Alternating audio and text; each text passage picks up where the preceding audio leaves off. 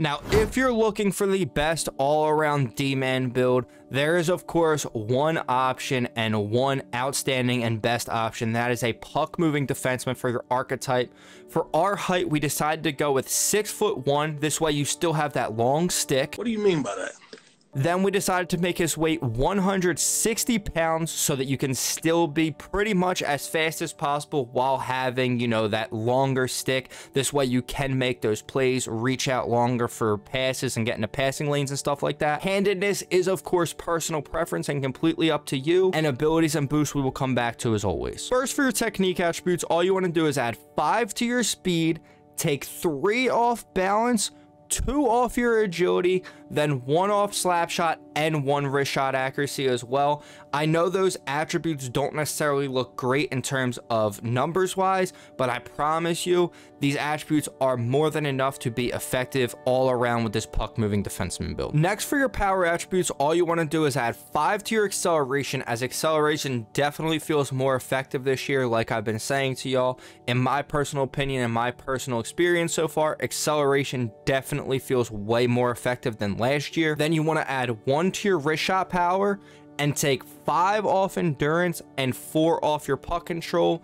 And I know endurance is definitely also more effective this year, but as long as you're not holding down your sprint button and constantly pushing your left stick in and not wasting and burning all of your energy and gliding a little bit here and there just to regain some when you can, you should have no problem with your 83 endurance, and also 84 puck control should be more than enough for a defenseman. After that, for your playstyle attributes, all you want to do is add 3 to passing, 2 to defensive awareness, 1 to body checking, then take 4 off both offensive awareness and stick checking, where as long as you're smart with your poke checks and stick lifts, you should be perfectly fine with your stick checking attribute and you shouldn't have to worry about that. For your tenacity attributes, you just want to add 3 to hand-eye, 2 to strength, then take 5 off shot blocking, and 4 off your durability. For your last attributes, your tactics attributes, all you want to do is add 2 to deking, 2 to your discipline, and we're increasing our discipline a little bit more because this is definitely more effective and more useful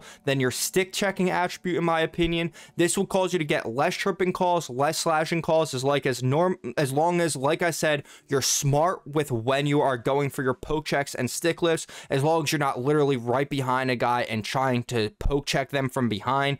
Obviously, you're going to get a tripping call pretty much no matter what your discipline is, no matter what your stick checking is. As long as you're smart and effective, this should be more than effective for your discipline attribute, for your stick checking attribute as well. Then you just want to take 5 off your fighting and 5 off your face-offs as well. Now, going back to your abilities, like always with the abilities, they are always going to be your personal preference, but when I do unlock it, I'm going to go with elite edges.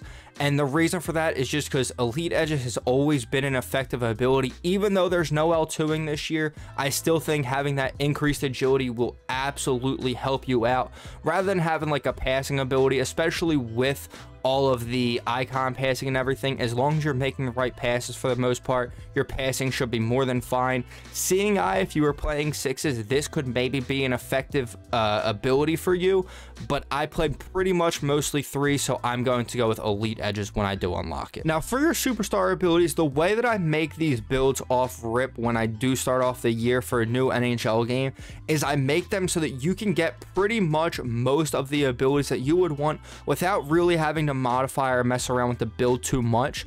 So you do get pretty much all of the abilities you would want, maybe besides a couple like Thunderclap, but I'm not really taking slap shots from the blue line. If that's more your play style, feel free to up that slap shot power a little bit, maybe use a boost if you wanted to.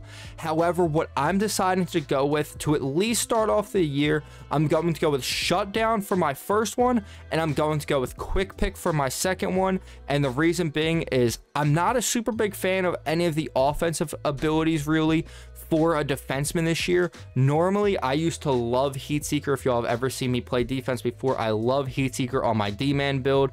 But unless I were to make like a 2-way defenseman, I still think puck moving defenseman is the best all-around defenseman build.